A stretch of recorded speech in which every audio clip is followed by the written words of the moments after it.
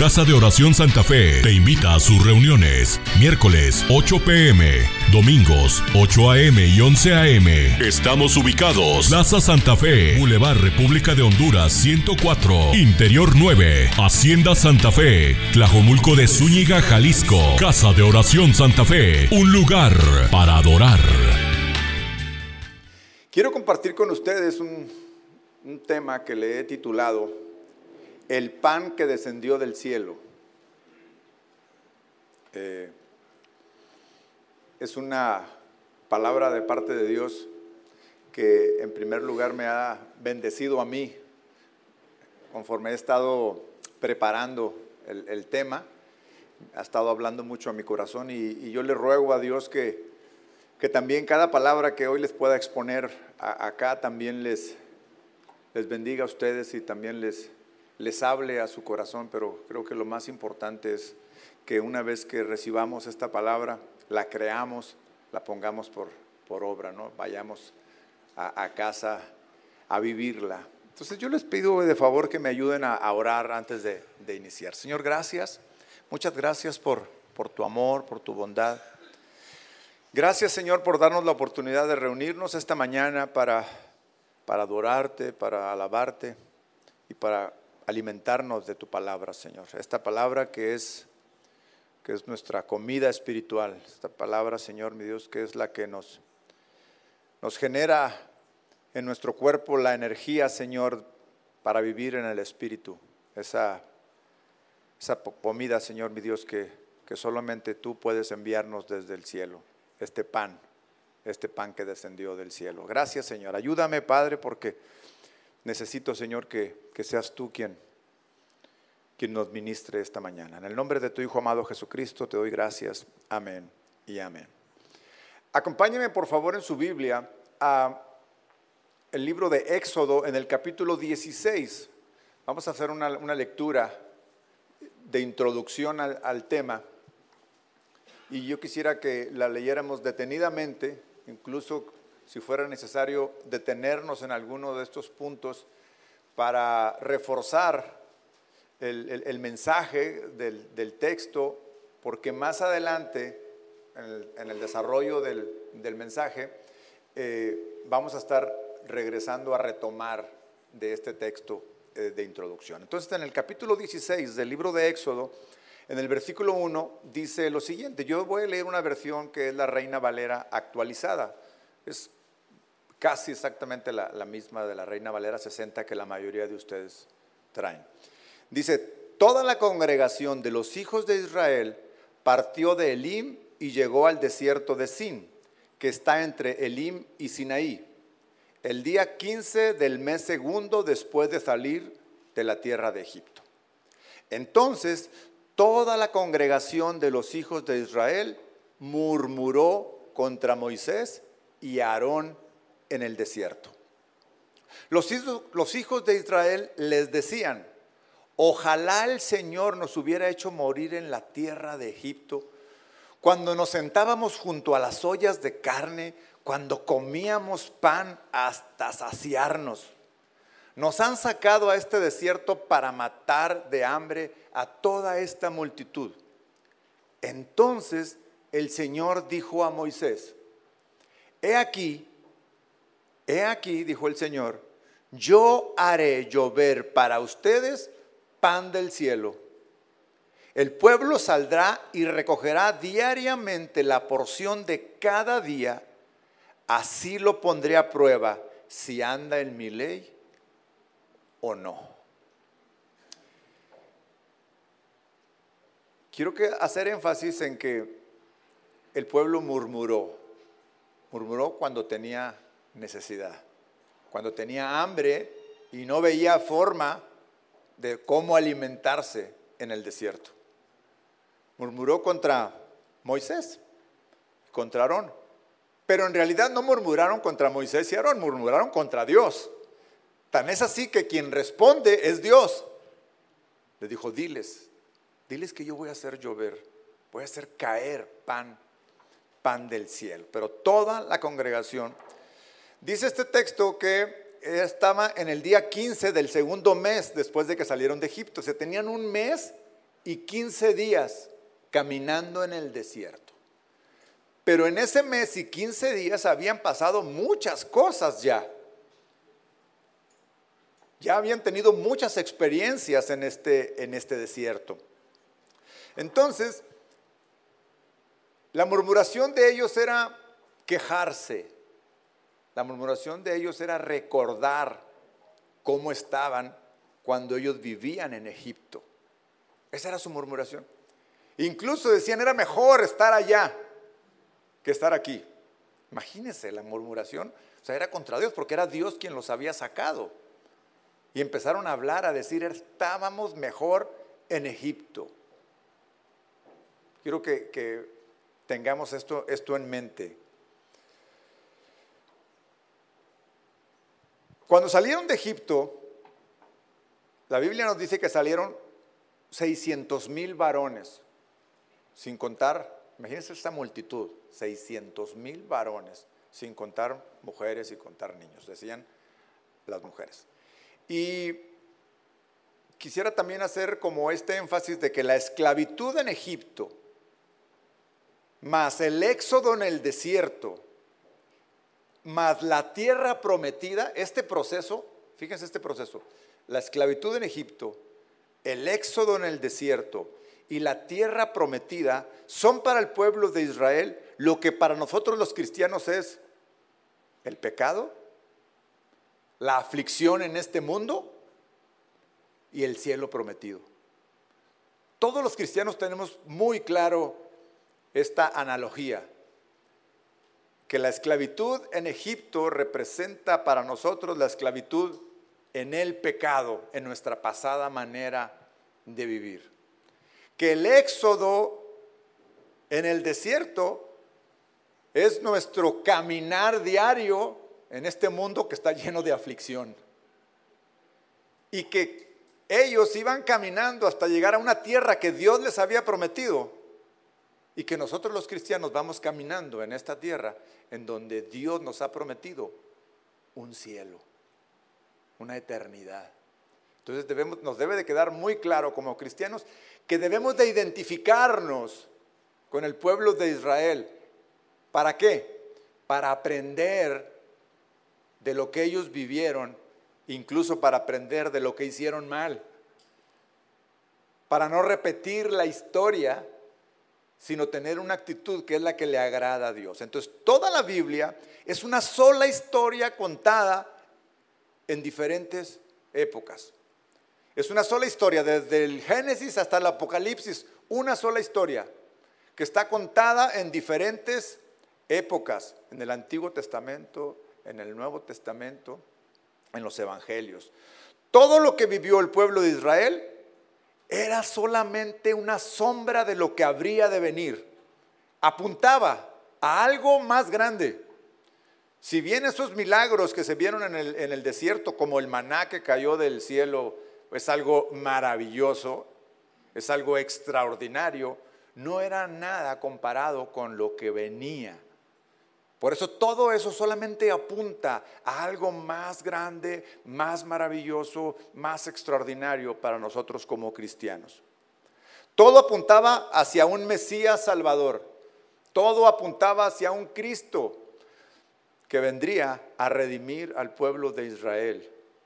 Es por eso que cada que nosotros estemos leyendo aún el Antiguo Testamento, el Pentateuco principalmente, pero también los profetas, cada que estemos leyendo estos libros debemos de buscar a Cristo ahí, porque ahí está Cristo. Si nosotros buscamos que se nos revele Jesús en el Antiguo Testamento, aprendemos mucho a discernir cuando nos topamos en el Nuevo Testamento con Jesús y luego cuando nos topamos en nuestra vida diaria situaciones semejantes a las que vivía el pueblo, tanto en el Antiguo como en el Nuevo Testamento. Todo lo que el pueblo de Israel vivió, nosotros ahora lo vivimos. El mundo ahora lo vive. La diferencia está en cómo vamos a enfrentar nosotros eso que el pueblo de Israel se enfrentó en aquel tiempo.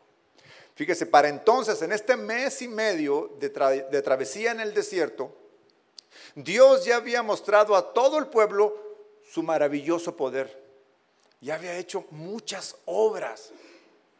Ya les había demostrado cuánto los amaba, cuánto quería Él, que todos fueran rescatados de la esclavitud. Pero mire, ni todas las plagas de Egipto, ni la columna de fuego y la nube que los siguió en el desierto, ni siquiera cuando el mar se abrió enfrente de ellos, para ellos no fue suficiente para no murmurar contra Dios. Imagínense todo lo que ellos vieron.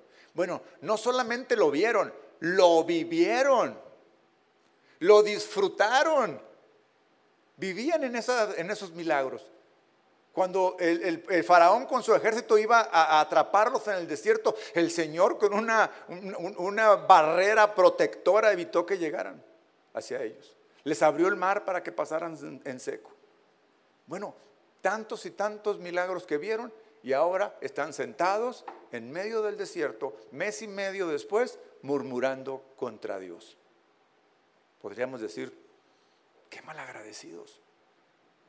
Pero mire, lo que esto nos enseña es que ni todos los milagros presentes, ni todas las señales que estén frente a nosotros, maravillosos, por sí mismos pueden cambiar nuestro corazón. Podemos ver milagros, señales y estar ahí viviéndolas, pero eso no cambia nuestro corazón. Lo único que cambia el corazón del hombre es la palabra de Dios. Es por eso que debemos, sí, disfrutar de los milagros de Dios, pero no seguir los milagros de Dios. Hoy en día hay por todos lados innumerables doctrinas que se centran en los milagros de Dios, que se centran en las maravillas. ¿Por qué? Pues porque la naturaleza del hombre, en nuestro corazón duro, lo único que buscamos en el pecado es estar bien, es el confort, es disfrutar. Pero eso no cambia al hombre, eso no cambia su corazón. Y lo podemos ver en el pueblo de Israel, que vio muchos milagros y grandes milagros, y aún así estaban murmurando contra Dios porque no tenían alimento. De hecho, hay un salmo muy bonito que habla acerca de esto, el Salmo 19, en el versículo 7. Mire lo que dice: la ley del Señor es perfecta, restaura el alma. El testimonio del Señor es fiel, hace sabio al ingenuo. Los preceptos del Señor son rectos, alegran el corazón. El mandamiento del Señor es puro, alumbra los ojos. El temor del Señor es limpio, permanece para siempre. Los juicios del Señor son verdad, son todos justos.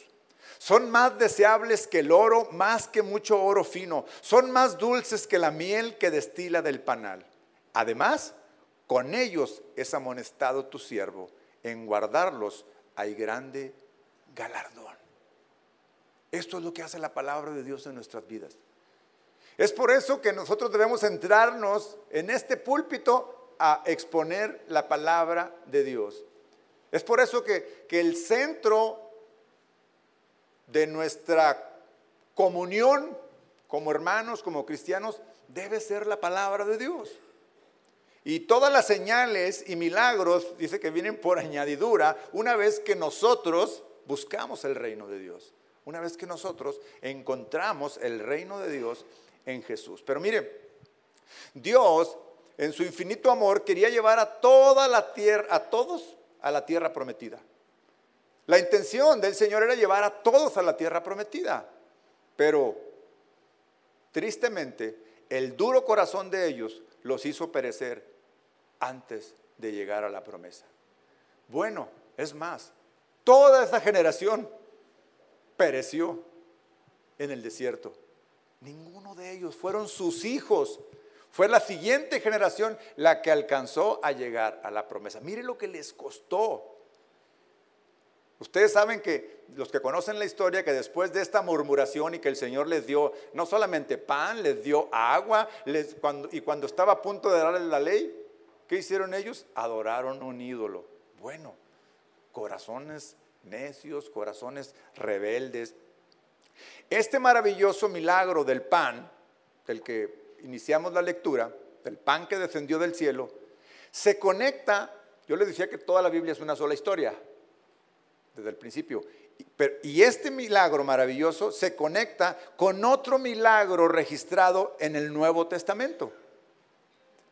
Y me refiero al milagro de la multiplicación de los 5 panes y los 2 peces, los 2 pescados. ¿Se acuerda que hay en el Nuevo Testamento una historia que es paralela a esta? De hecho, esta es una conexión perfecta, porque tenemos a Dios alimentando a multitudes.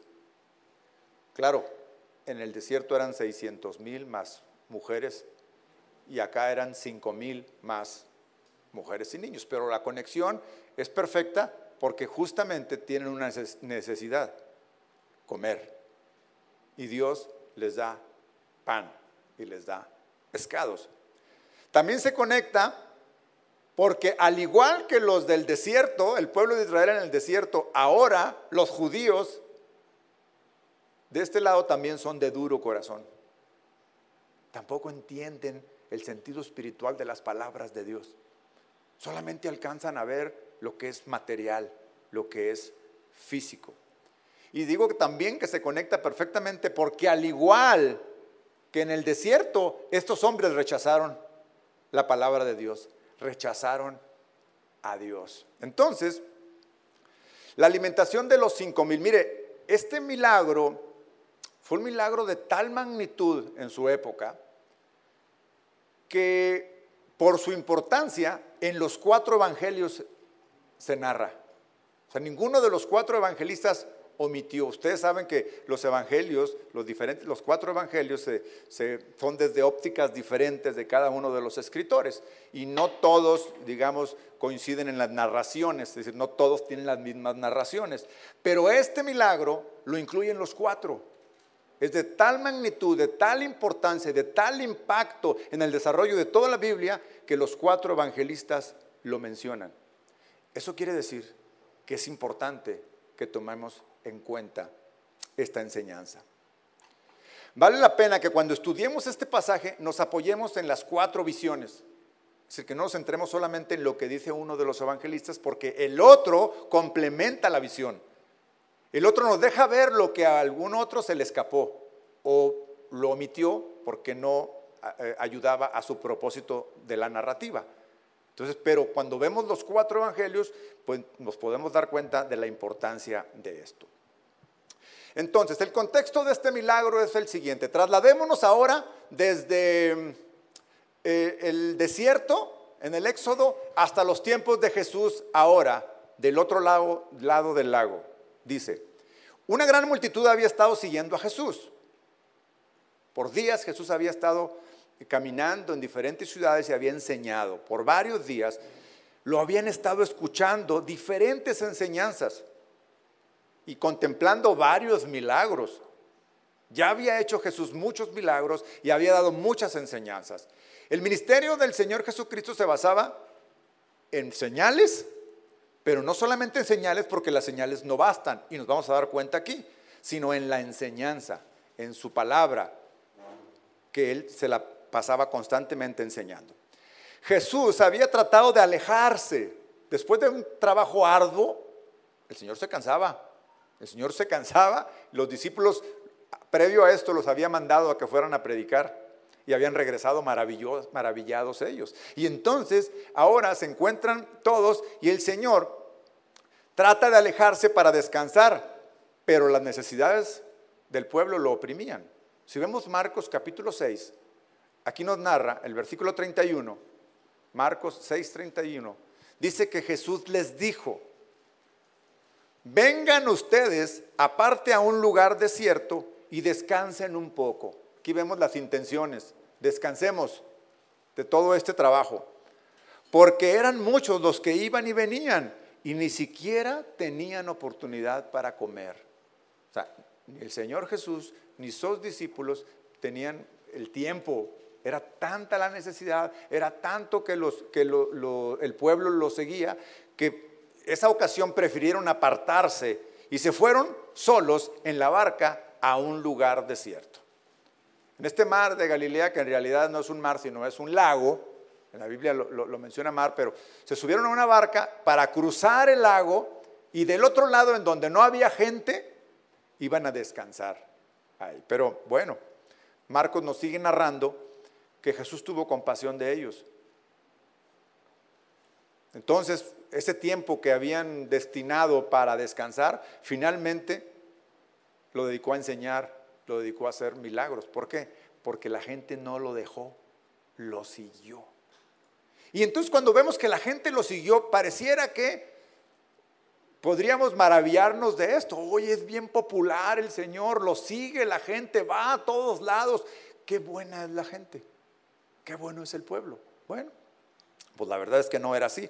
Si seguimos leyendo en Marcos, en el capítulo 6, pero ahora en el 33, dice: pero muchos lo vieron ir y lo reconocieron y corrieron allá a pie de todas las ciudades y llegaron antes que ellos. Imagínense, el Señor subió a la barca con los discípulos y cruzó en la barca. Y ellos se fueron caminando, rodearon el lago y llegaron primero que el Señor.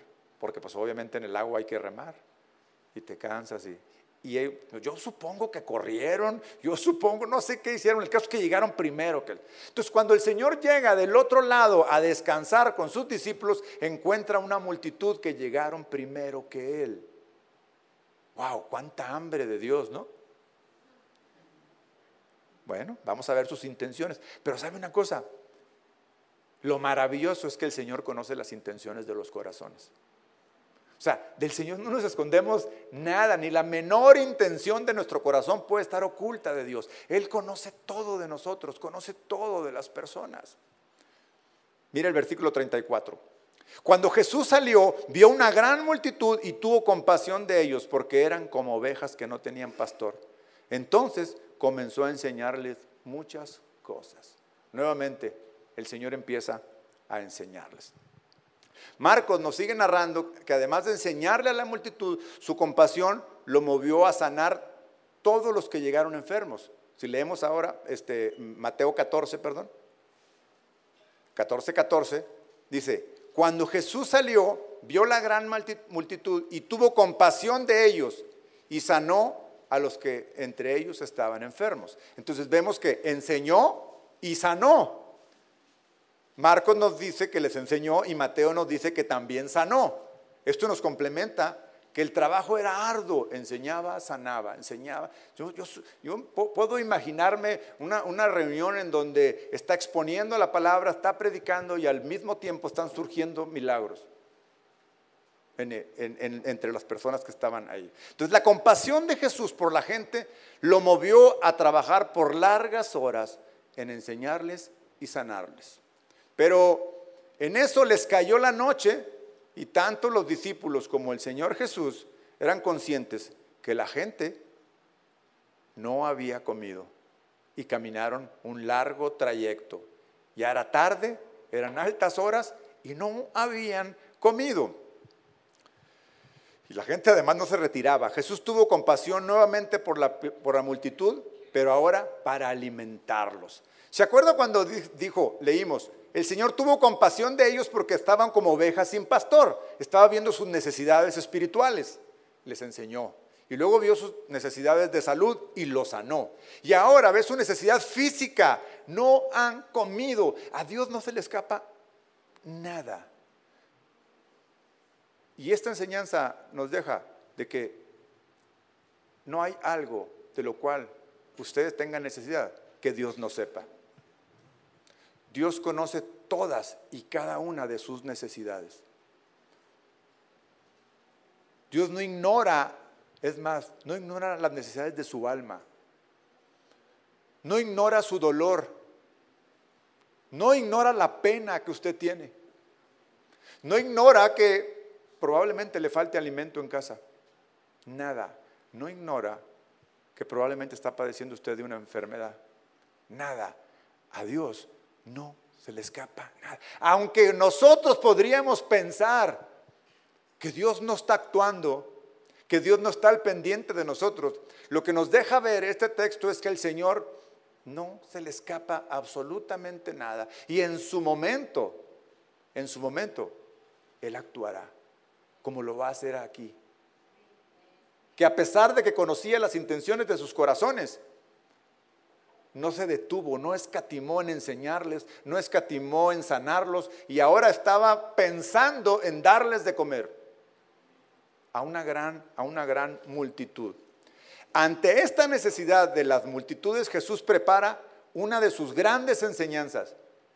Sí, uno de los grandes mensajes, no solamente para la multitud, sino también para sus discípulos. Ve el Señor una gran oportunidad en enseñar por medio de alimentar. Entonces volvemos a que el centro de todo el propósito del Señor es enseñarnos, porque necesitamos ser enseñados, necesitamos aprender a vivir en Jesús, a vivir de Jesús y a vivir por Jesús. Eso es lo que nosotros necesitamos. Entonces, se encuentran con una necesidad ahora diferente, tienen hambre. Y ante ese problema surgen 4 posibles soluciones. 4 posibles soluciones. En primer lugar, tenemos que los discípulos, algunos de los discípulos, le sugieren al Señor que los despida y que se libre del problema.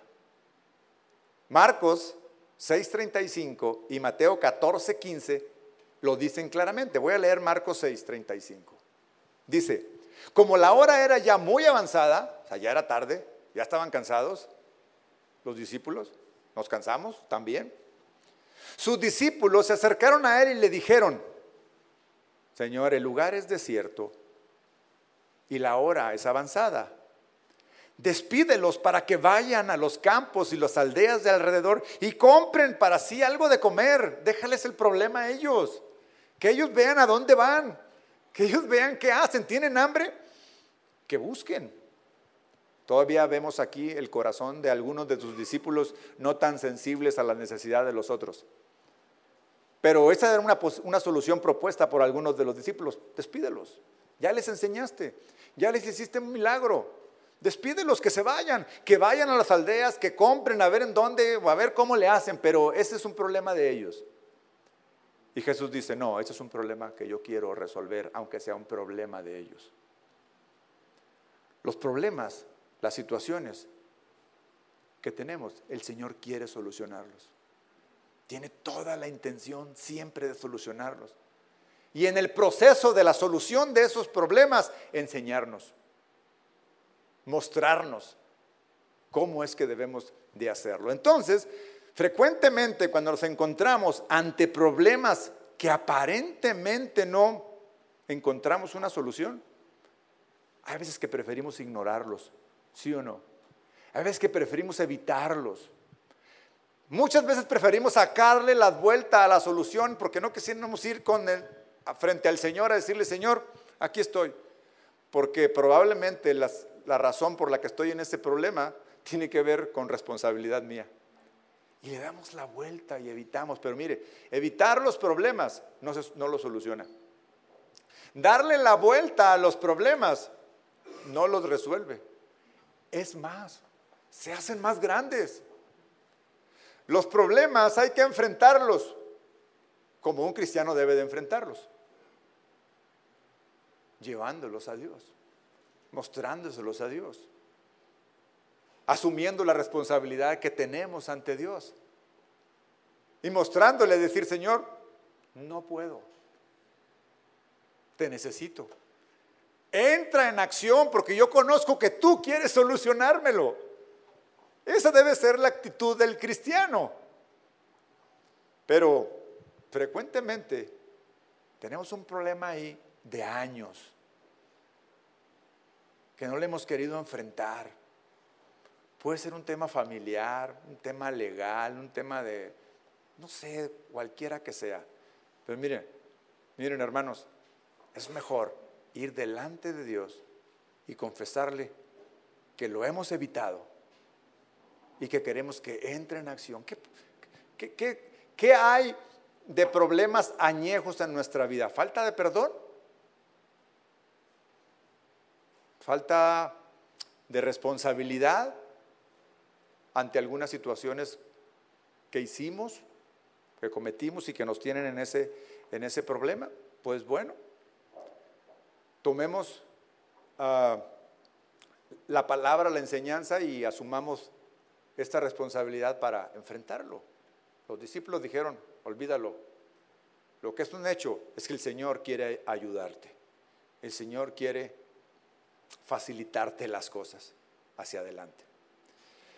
Otra posible solución de uno de los discípulos que plantea es Felipe, el discípulo Felipe, llamado Felipe. Ahora, Felipe no solo es incapaz de resolver el problema, sino que aparentemente lo hace más grande. El Señor, con la intención de enseñarle a él y a todos los discípulos, le hace una pregunta a Felipe. Cuando ven esta situación y le dice en Juan capítulo 6, en el versículo 5. Cuando Jesús alzó los ojos y vio que se le acercaba una gran multitud, le dijo a Felipe, esto lo registra el Evangelio de Juan, ¿de dónde compraremos pan para que coman estos? Y Felipe pronto se pone a pensar y él saca conclusiones. Pero decía esto para probarle, dice que el Señor lo hacía para probarlo a él y para probar a todos los discípulos. Tiene una característica Felipe por el cual se refería a él. Felipe era de aquella región. Entonces él podría ser alguien que supiera en dónde comprar pan, a dónde ir a comprar pan. Y entonces dice, pero decía para probarle, el versículo 6, porque Jesús sabía lo que iba a hacer. Y esta frase me encanta, porque refuerza lo que hace un momento yo les decía. Jesús sabía lo que iba a hacer. Jesús sabe lo que va a hacer con tu problema. Jesús sabe lo que va a hacer con tu situación. Jesús ya sabe, Él tiene la solución. Pero muchas veces quiere probar nuestra fe. Y cuando nosotros le estamos sacando la vuelta al problema para no enfrentarlo, pues estamos débiles en la fe. Nuestra fe no está siendo aprobada. Jesús sabía lo que iba a hacer. Versículo 7. Felipe le respondió. Aquí está la respuesta de Felipe. Ni con el pan comprado con el salario de más de 6 meses bastaría para que cada uno de ellos reciba un poco. Entonces, Felipe pronto calculó. Hizo un cálculo, Felipe. Calculó y sugirió que necesitarían el equivalente de 200 días de salario. O sea, el equivalente a que una persona trabajara 200 días, casi un año, 200 días, unos 7, 8 meses, con ese salario no iba a alcanzar para darles de comer a todos. Es un cálculo rápido.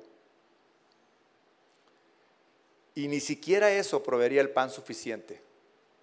Muy a menudo pensamos que el dinero es la respuesta para todas las necesidades.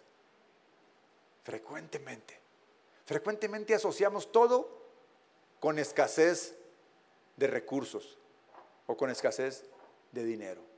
Bueno, Felipe hizo el problema más grande. Señor, casi le decía, ¿para qué quieres dónde comprar pan si ni dinero tenemos? ¿Cómo me preguntas dónde podremos ir a comprar pan? Pues si de dónde, no me alcanza para eso. No tenemos dinero. ¿Cómo vamos a ir a comprarlo si no tenemos dinero? ¿Con qué frecuencia nos lamentamos el que no tengamos dinero, el que no tengamos recursos? Y le achacamos a cualquier situación que pueda haber en nuestra vida, en de que, pues es que soy pobre, es que no tengo dinero, es que no. La solución no es tener dinero, la solución es tener a Jesús. Porque con Jesús en nuestra vida, todo lo demás viene por añadidura. Por supuesto que en este mundo en el que vivimos necesitamos el dinero para comer, para comprar comida, para comprar ropa, para pagar renta, pero frecuentemente tenemos como propósito principal, como el centro de la vida, el recurso. Porque sin esto no vivo. Porque claro, en el mundo asociamos vida con recursos. Salir adelante con lo que tengo. Pero aquí Felipe, su posible solución, muy limitada. Dijo, Señor, es más, ni siquiera planteó solución, hizo más grande el problema. No hay dónde comprar y además ni dinero tenemos. ¿Para qué queremos dónde comprar? Bueno, no es esa. Hay otro discípulo que por lo menos se esforzó para plantear una solución, aunque nuevamente queda limitado. En el Evangelio de Juan, en el capítulo 6, en el versículo 8, dice que uno de sus discípulos, dice Andrés, el hermano de Simón Pedro, le dijo, aquí hay un muchacho que tiene 5 panes de cebada y 2 pescaditos, pero ¿qué es esto para tantos? O sea, está bien, Señor, mire, ya encontré algo, por lo menos quiero pensar que buscó, oigan, ¿alguien trae algo? Ustedes, a la audiencia, ¿ustedes traen lonche? ¿Trajeron lonche para el recreo? Y a lo mejor ese niño salió ahí, el muchachito, pues yo traigo 5 panecillos de cebada y 2 pescadillos, porque hasta pequeños eran. Pero se esforzó y buscó y dijo, a ver, ¿en dónde? Pero encontró que sus recursos eran limitados. Andrés no estaba realmente seguro de cómo se podría resolver el problema, pero por lo menos él halló a un muchacho que traía algo. ¿Pueden apagar ese celular, por favor? De repente me desconcentra de lo que estoy aquí, gracias. No sabemos cómo Andrés encontró a este muchacho, pero hizo un esfuerzo. ¿Y sabe qué es lo más importante de la solución que plantea Andrés? Que se los lleva al Señor. Y ahí estuvo la clave.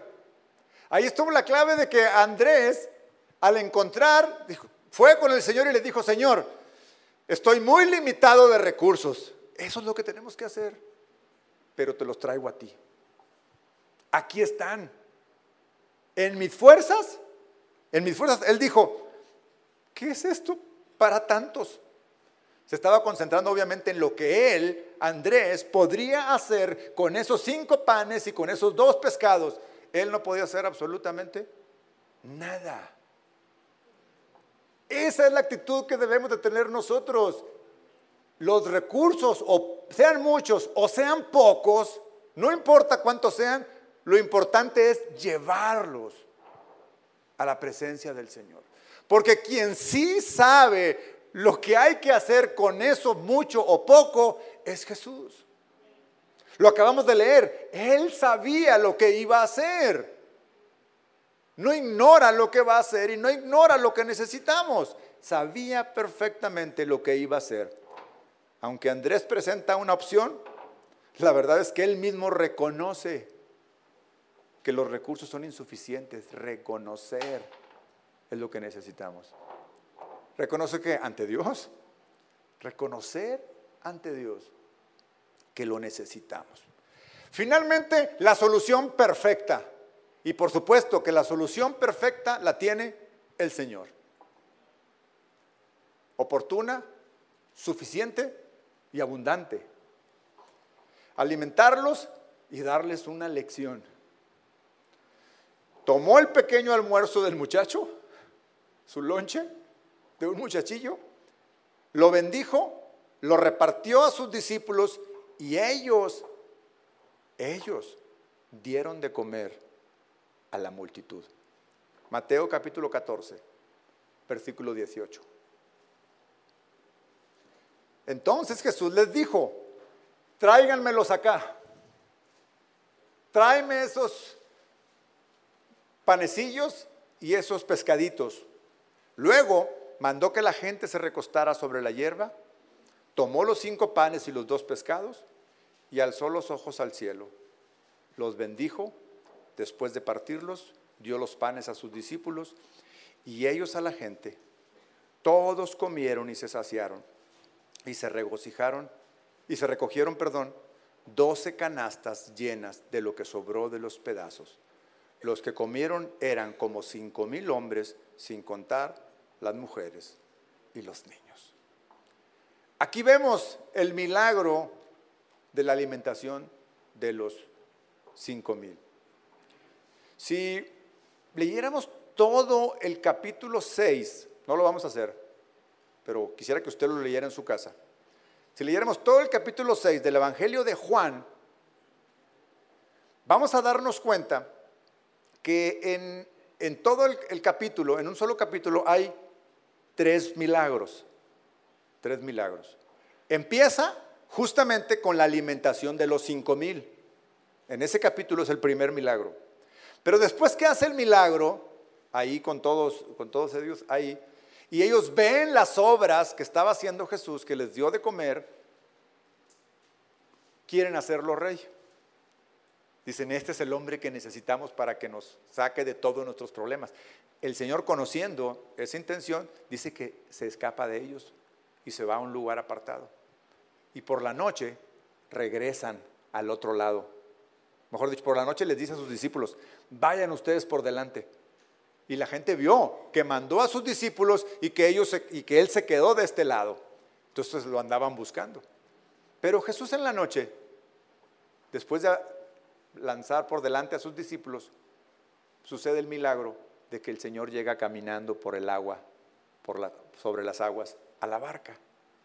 Y ahí vemos otro milagro, el Señor llegando a donde están los discípulos en medio del lago, pero no solamente llega caminando, sino hay un elemento adicional, hay una tormenta. Entonces llega caminando sobre el agua en medio de la tormenta. Y no solamente está la tormenta, sino que una vez que llega a la barca, hace el tercer milagro, que es calma la tormenta. Entonces aquí están 3 milagros en un solo capítulo. Sin embargo, a pesar de que hay 3 milagros en este capítulo, la alimentación de los 5,000 es el tema central.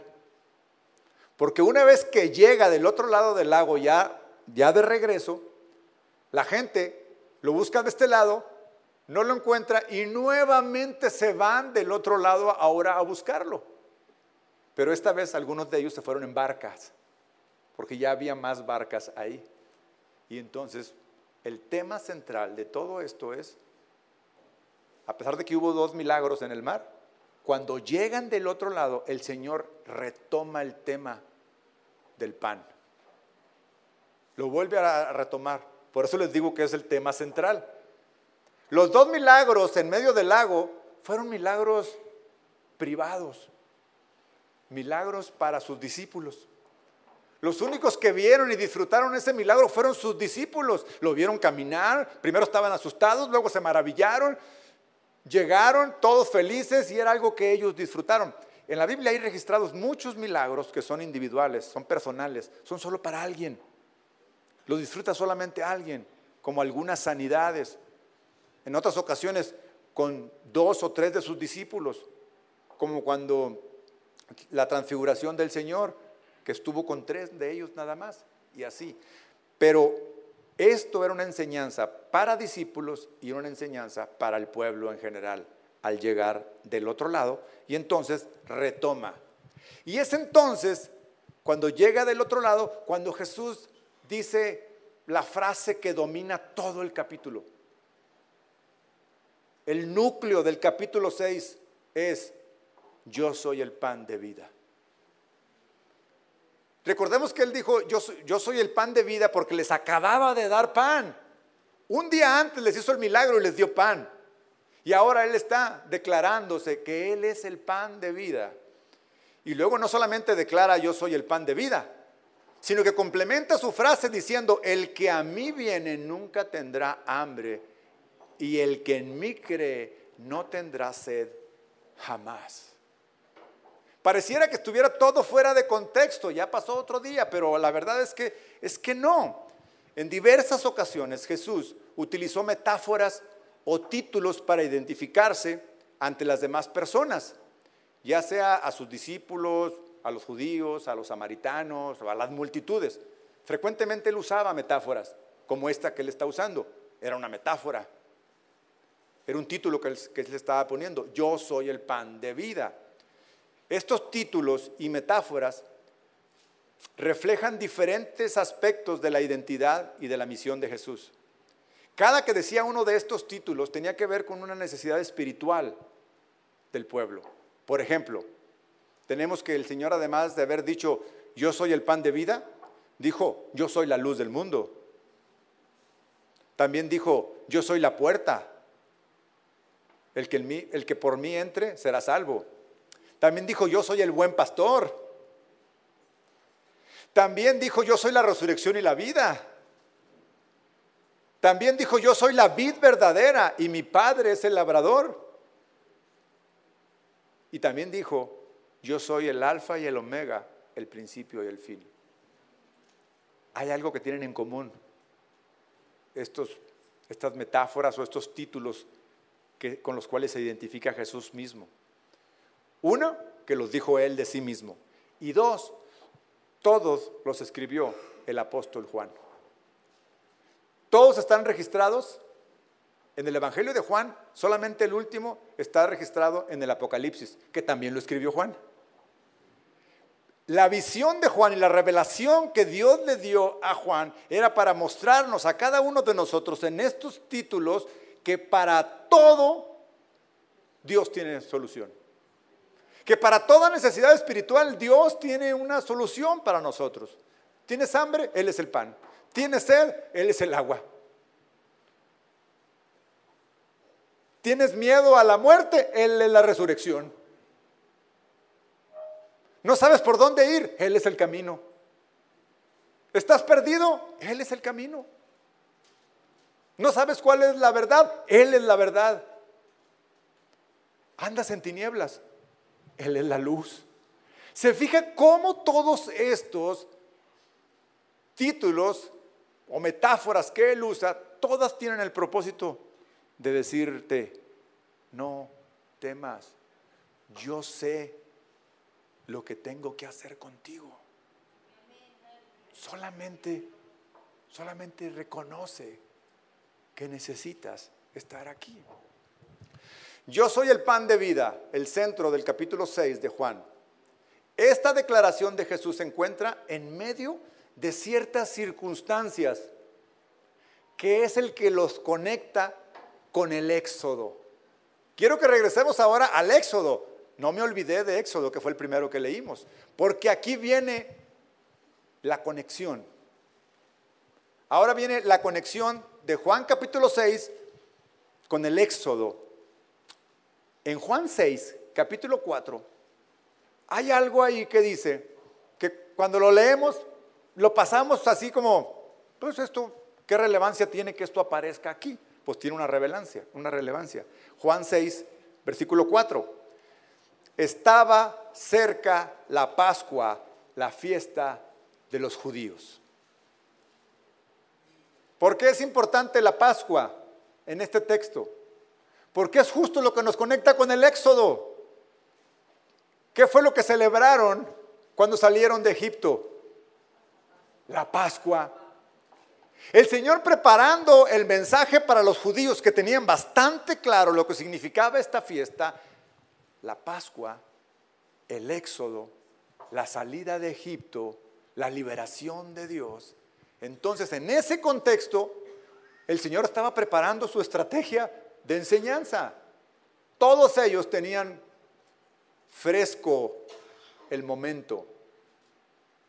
Estamos próximos a la Pascua. Cuando la Pascua se avecina, los judíos se preparan. O sea, es la fiesta más importante para el judío, entre otras, pero esta es el centro. ¿Por qué? Porque es cuando el Señor los sacó de Egipto, porque es cuando el Señor los hizo una nación, es cuando dejaron de ser esclavos. Y luego, entonces esto nos conecta con el Éxodo. Y luego en el versículo 11 Dice, entonces Jesús tomó los panes y habiendo dado gracias, los repartió entre los que estaban recostados. De igual manera repartió de los pescados cuanto querían. Entonces ahora, repartiendo el pan. En la Pascua, justamente, se parte el pan y se reparte entre todos los presentes, mostrando ahí Jesús.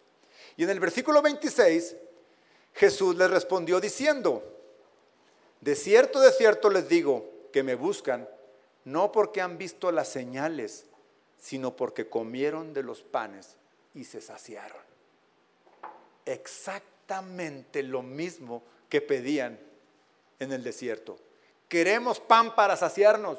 Las señales no nos importan. ¿Recuerdan todos los milagros previos a que el maná del cielo cayera? Su mensaje es, los milagros no me importan. Quiero saciarme de pan. Quiero saciarme de lo material. Tengo necesidad. Entonces Jesús dijo, yo soy el pan de vida y el que viene a mí nunca tendrá hambre y el que en mí cree no tendrá sed jamás.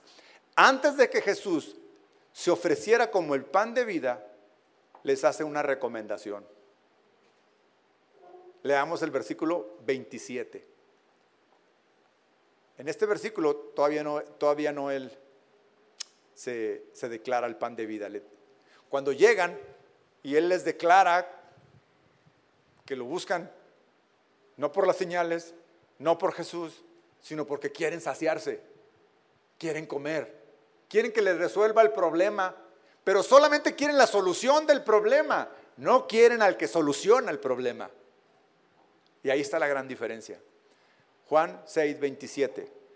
Trabajen no por la comida que perece, sino por la comida que permanece para vida eterna, que el Hijo del Hombre les dará, porque en este Dios, el Padre, ha puesto su sello. Entonces Jesús les afirma que a ellos solo les interesa la comida, pero sabemos que el uso de término comida o pan era solo para representar todo lo material. Cuando les dice que perece, la comida que perece, se refiere a las cosas que no tienen ningún valor espiritual, que se acaban. Y les afirma que hay otra comida que permanece para vida eterna. Comida, recordemos que lo usa para decir todo lo que necesitas. Hay otras cosas que necesitas que éstas permanecen para vida eterna. Para entenderlo mejor, volvamos al texto que leímos en Éxodo 16. Vamos a Éxodo 16, otra vez. En el versículo 3, fíjense lo que dice. Los hijos de Israel les decían, ojalá el Señor nos hubiera hecho morir en la tierra de Egipto. Vean esta frase. Ojalá que el Señor nos hubiera hecho morir en la tierra de Egipto. Cuando nos sentábamos junto a las ollas de carne, cuando comíamos pan hasta saciarnos, nos han sacado a este desierto para matar de hambre a toda esta multitud. Miren, en resumen, lo que murmuraron ellos sabían perfectamente bien lo que era trabajar para comer. Eran esclavos. O sea, no era un trabajito cualquiera. Era sufrir, era recibir golpes, era malpasarse y trabajar largas horas. Así que ellos sabían perfectamente. Cuando hicieron esa declaración, ojalá nos hubiéramos quedado allá, vean lo que estaban prefiriendo. Porque sabían lo que era trabajar para comer. Pero solo les importaba comer, no les importaba ser esclavos. En la vida espiritual solo les interesaba satisfacer lo material. Solo les interesaba tener algo placentero, como es comer. ¿Sí o no es rico comer? ¡Wow! Ya me dio hambre. Pensaban en lo placentero que era, en lo cómodo que era, pero realmente no era tan cómodo para ellos. Eran esclavos. ¿Hasta dónde su mente estaba perturbada? Que preferían morir satisfechos momentáneamente que vivir esperando la promesa. Porque ahí en el desierto, en donde el Señor les iba a dar el pan, porque ellos lo estaban pidiendo, pues era esperar la promesa, pero no querían, no estaban dispuestos a estar incómodos. Preferían esclavitud que esperar la promesa. Sacrificaban la esperanza que tenían por un momento placentero. Wow, ¿cuántas veces nos vemos en situaciones como estas? Que pequeños momentos de placer, de satisfacción, nos hacen olvidarnos de lo que realmente es importante, lo eterno. Lo que ellos estaban diciendo: no confío en tus métodos, Dios. No confío en tus métodos porque no cumplen mis expectativas, porque no cumplen lo que yo espero. Y yo espero la promesa, rápido, cómoda y como yo la espero, como yo la quiero. Cuando el Señor Jesús ahora acá les dice: trabajen por la comida que permanece para vida eterna,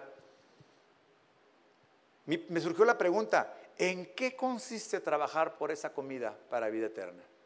Cambiémosle ahora el término comida y digamos: ¿en qué consiste trabajar por las cosas eternas? ¿En qué? Porque eso es lo que realmente está recomendándonos el Señor Jesús. Hey, no vengan a mí por las señales, no vengan a mí por los milagros. Es más, ustedes ni siquiera por eso vienen. Vienen porque quieren comer. Trabajen por aquello que vale la pena. Ya quedó muy claro que la comida a la que se refiere Jesús, si leen más adelante, no hay tiempo de leerlo todo, la comida a la que se refiere Jesús es Él.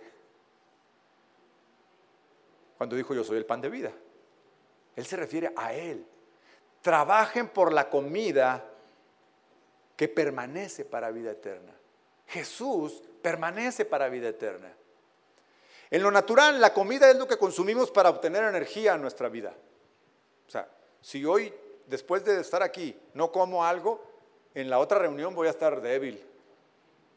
No le voy a estar echando las mismas ganas así que necesito un cafecito, aunque sea, para levantar la energía.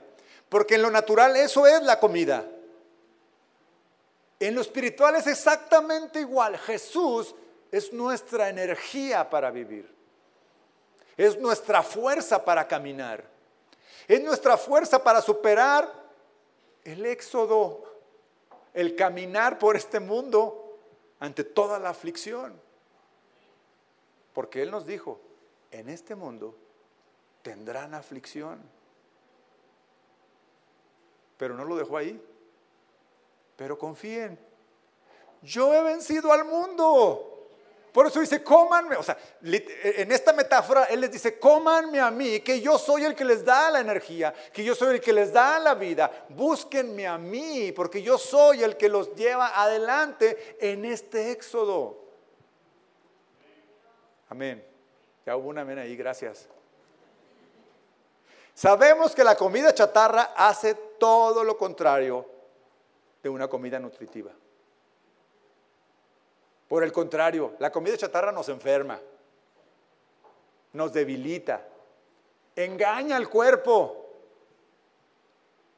¿Qué pasa cuando andas en la calle y traes hambre y no vas a llegar y llegas al Oxxo y agarras lo que sea, unas papas, para que, pues sí te da un poco de energía, pero no te nutre nada.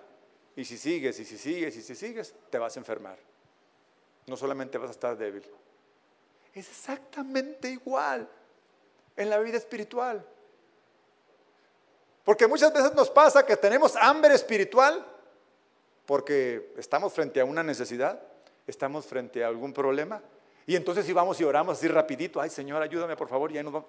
O sea, 2 minutos de oración no son suficientes. ¿Sí? O asistir a la iglesia, asistir a las reuniones cada 15 días no es suficiente. Cada mes menos.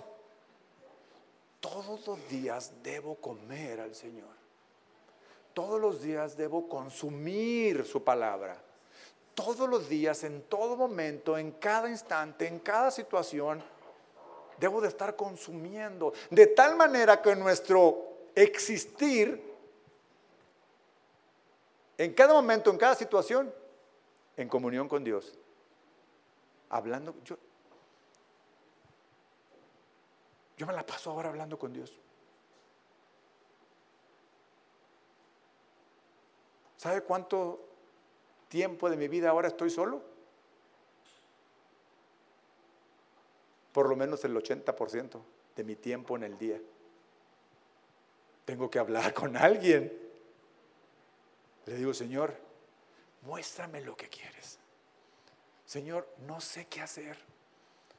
Señor, quisiera esto, pero si tú no lo, tú muéstralo. Señor, enséñame. ¿De qué surgió? De una gran necesidad, de una gran aflicción, de un gran dolor. ¿Por qué tuvo que pasar eso? Para estar metido en eso. Porque reconozco que el Señor es el único que me puede dar la fuerza, es el único que me puede sacar adelante, que nadie como Él podrá llevarme a su propósito, a su tierra prometida. Amén. Nuestro esfuerzo espiritual debe estar centrado en consumir a Jesús. No importa lo que estemos haciendo en el día, en todo momento podemos consumir. Entiéndase, consumir comunión. Consumir su palabra, tener comunión íntima con Él, hablar de Jesús con la gente, consultar con Jesús mis decisiones, cumplir su palabra, eso es consumir a Jesús.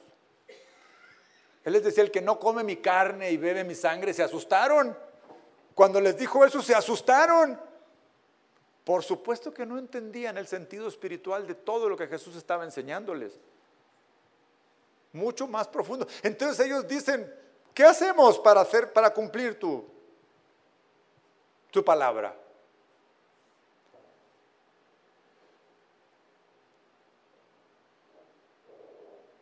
Versículo 6, capítulo 6, regresemos nuevamente, en el versículo 28.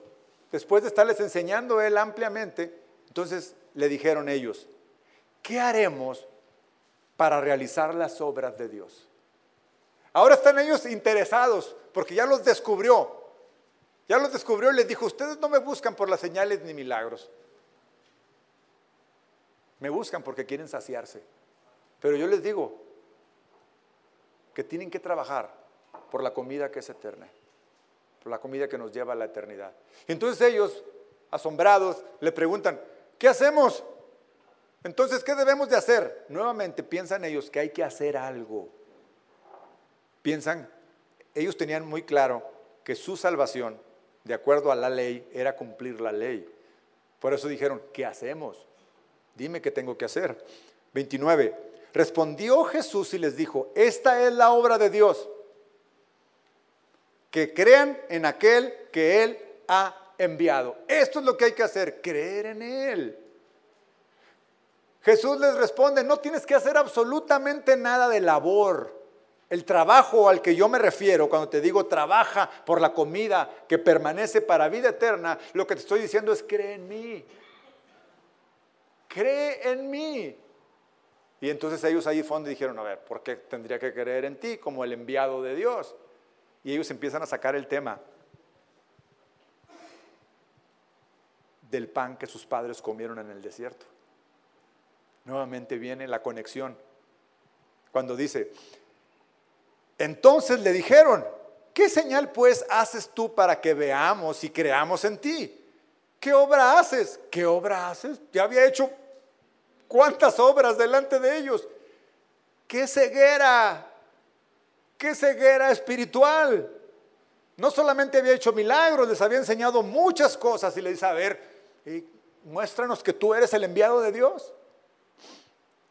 Y luego dicen ellos mismos, nuestros padres comieron el maná en el desierto, como está escrito, pan del cielo les dio a comer. Empezaron a compararle, sí, si tú nos diste pan allá, pero eso no es nada con lo que Dios hizo en el desierto con nuestros padres. empiezan a hacer la relación del maná del desierto con el pan que Él multiplicó. Por tanto, Jesús les dijo: de cierto les digo, que no les ha dado Moisés el pan del cielo, sino mi Padre les da el verdadero pan del cielo. Porque el pan de Dios es aquel que desciende del cielo y da vida al mundo. Le dijeron: Señor, danos siempre de este pan. Nuevamente regresan y piensan en el pan natural. Danos, así como Dios les dio todos los días del pan en aquel, todos los días les daba, todos los días caía. Y dijeron: qué padre sería no trabajar, qué padre sería levantarnos en la mañana e ir a recoger el pan porque en la noche cayó. Nuevamente se centran en algo que no tiene ningún valor. Porque si bien es cierto, Dios en el desierto les dio pan todos los días, era un pan que perecía, se echaba a perder. De hecho, les decía: tomen cada día la porción del día. Y algún aborazado que fue y tomó más de lo del día, se le engusanó, se le echó a perder. Lo cual quiere decir que ese pan, aunque vino del cielo, perece, porque es para satisfacer lo físico. Solamente era una señal de aquello que nos apuntaba a Jesús, el pan de vida, que ese pan no perece. Ese pan es para vida eterna. Jesús, nuestra vida eterna. Jesús les dijo: yo soy el pan de vida, el que a mí viene nunca tendrá hambre, y el que en mí cree no tendrá sed jamás. Creer es la clave, creer en Él. Pero hay una gran diferencia entre creer en Él y creerle a Él. La Biblia dice que aún los mismos demonios creen y tiemblan. ¿Qué quiere decir esto? Que sí creen que Él es el Hijo de Dios, pero no les importa. Son rebeldes. Y el que cree a Él, obedece su palabra. El que cree a Él, vive en su palabra. Pero les he dicho que me han visto y no creen, en el 37. Todo lo que el Padre me da, vendrá a mí. Y el que a mí viene, jamás lo echaré fuera. El que a mí viene. Porque yo he descendido del cielo, no para hacer la voluntad mía, sino la voluntad del que me envió. Versículo 40. Esta es la voluntad de mi Padre, que todo aquel que mira al Hijo y cree en Él, tenga vida eterna. Amén.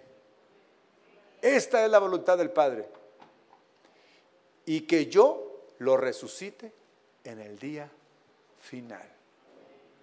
¿Por qué somos cristianos, hermanos? ¿Se ha puesto a pensar? ¿Por qué? ¿Por qué se hizo cristiano usted? La gran mayoría de nosotros, me cuento entre ellos, llegamos a Cristo con el agua hasta el cuello. ¿Sí o no? Y yo digo que esa del agua hasta el cuello es un recurso del Señor, porque cuando el agua te va llegando, te va subiendo, llega un momento en que tú le sigues levantando para que, y ya volteas, ¡ay, allá está! Para allá es donde debo voltear. Porque conforme el agua va subiendo, sí o no, se para uno de puntitas y sube y va levantando hasta que, para allá tenía que voltear. Y el agua empieza a bajar. Pero llegamos por una necesidad. No sé si alguien llegó solo porque Dios lo atrajo así. Se da también. Que creyó, lo enamoró el Señor y dijo: yo me entrego a ti.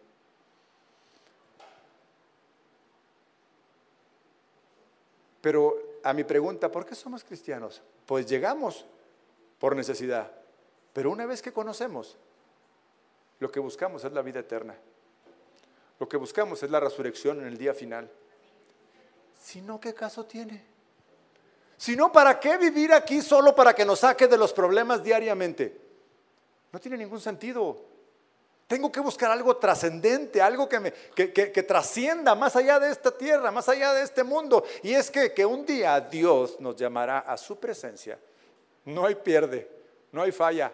Todos. Yo le pregunté al Señor,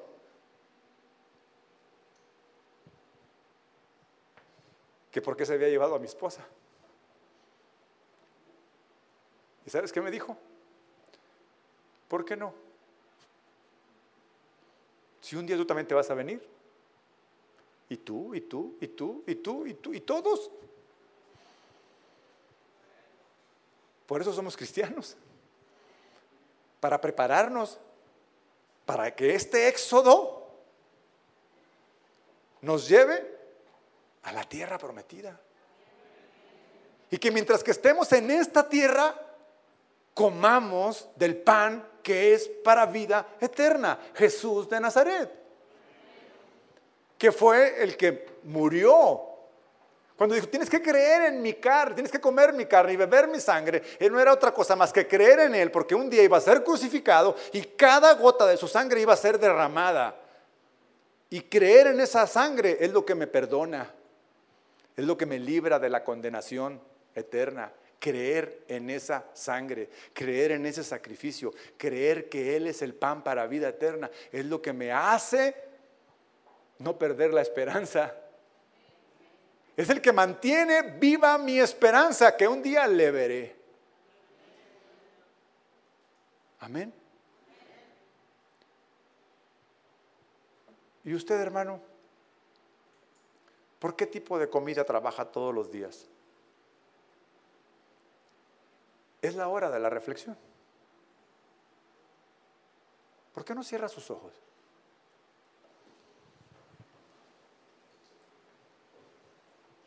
Cierre sus ojos y olvídese de quién está al lado suyo. Tenga un momento de intimidad con Dios.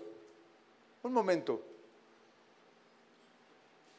Imagínese que está usted solo aquí con Dios, solo. Y llévele sus pocos recursos, si fuera el caso. Lléveselos y entrégueselos. Aquí está, Señor. Lo que tengo es insuficiente, Padre. Incluso mis fuerzas son insuficientes.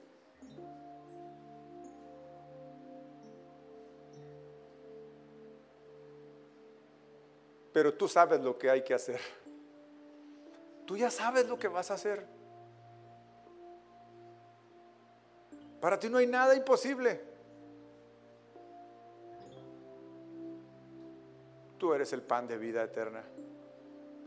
Tú eres el pan que descendió del cielo. Y quiero trabajar todos los días por esa comida que es para vida eterna. Porque yo sé, Señor, que si yo trabajo por la comida para vida eterna, tú te encargarás de darme la comida para este mundo.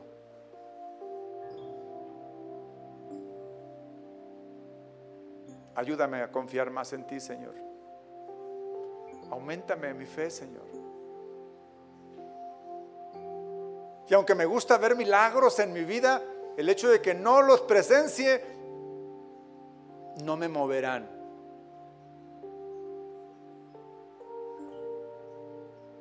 Del propósito tuyo,